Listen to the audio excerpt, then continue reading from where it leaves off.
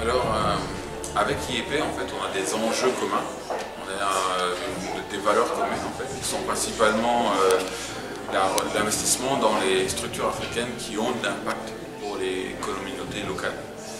Et je dirais que, bien sûr, le focus sur l'Afrique.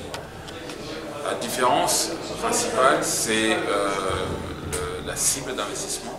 On rentre un peu plus tôt que IEP, où on a des structures qui demandent encore un accompagnement beaucoup plus poussé, et ce qui en fait est une opportunité de collaboration et de synergie, parce que certains des investissements dans lesquels on a déjà opéré sont des cibles potentielles pour IEP. Alors aujourd'hui, Greentech, vous êtes plutôt sur la zone Afrique anglophone, mais vous êtes aussi sur l'Afrique francophone. Quels sont les projets que vous développez en Afrique francophone? Alors je sais que vous avez eu un petit coup de cœur pour un des start-upers des Haras en décembre à Abidjan. On en est où sur cette collaboration?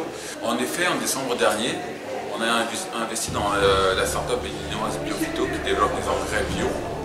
Et aujourd'hui, en fait, notre objectif, c'est de pouvoir faire évoluer le modèle de cette start-up afin de le corréler en fait avec l'écosystème.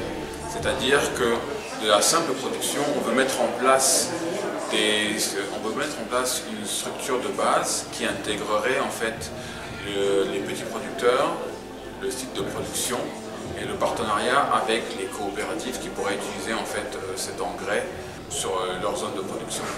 Donc aujourd'hui, en fait, on est en process de faire évoluer le concept de Biophyto, et ce qui va permettre en fait de créer plus de valeur, plus de création de valeur plus vite, et pouvoir aussi aider l'intégration de nouveaux investisseurs dans Biophyto.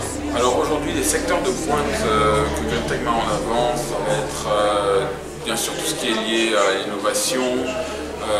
On est très porté sur l'agriculture, mais innovation dans le cadre de l'agriculture. Aujourd'hui, on vient de signer un contrat dans l'investissement d'une société qui a développé un process unique pour utiliser du bambou africain pour actuellement faire du tech, sachant qu'aujourd'hui, mondialement, il n'y a que le bambou asiatique qui peut le permettre. Et le fait d'investir dans des sociétés qui ont développé des brevets, des process avec des propriétés intellectuelles, premièrement, ça met en avant la créativité, l'innovation et la technologie qui peut être développée en Afrique. Et en plus de ça, ça ouvre de nouveaux horizons, ce qui est très positif pour nous en tant qu'investisseurs. Merci pour l'invitation.